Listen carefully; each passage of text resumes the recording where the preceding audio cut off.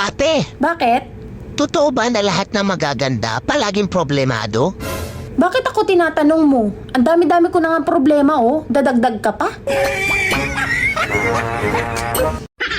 Alam nyo, hiyang-hiya na ako dun sa taong bantay ng bantay sa buhay ko. Aba panay ang paninira. Wala namang napapala.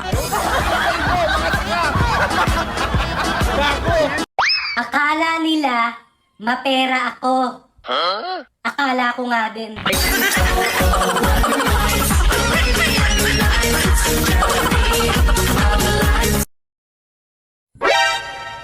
Sabi ng jowa mo, nag-iisa ka lang sa buhay niya. Ang sweet naman. Naniwala ka naman. Saka mo na ako laitin na mataba. Kapag maganda ka na ha.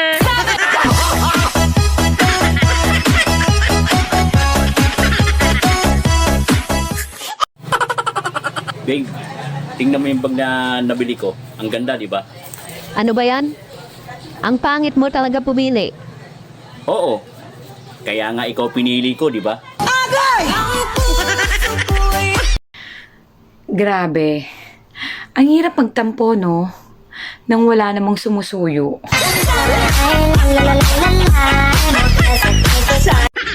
Alam nyo, hiyang-hiya na ako dun sa taong bantay ng bantay sa buhay ko. Aba panay ang paninira. Wala namang napapala.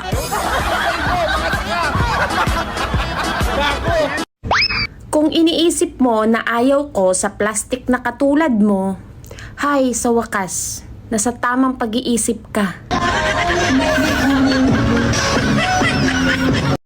Bihira na lang tayong makakita ng prutas na balimbing. Paano, nagiging tao na sila. Tapos yung iba, kapitbahay ko pa.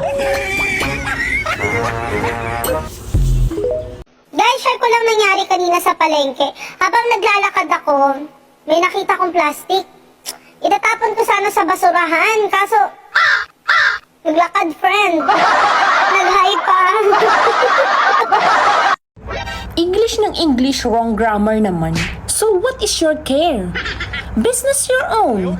Stop grammaring my grammar if you're not grammable.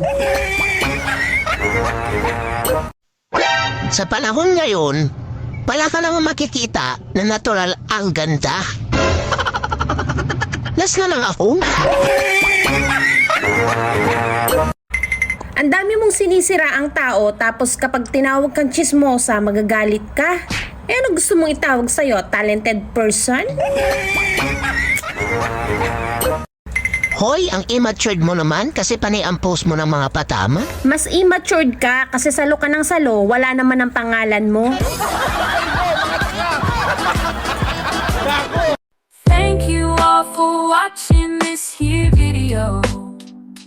Please like and subscribe and follow. Much love from Little Yas to each of you. Content creator making